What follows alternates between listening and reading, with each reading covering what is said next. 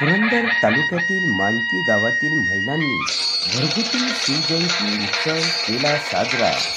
छत्रपती शिवाजी महाराजांच्या गाण्यांवरती ठेप धरला व पारंपरिक पाळणाही गायला.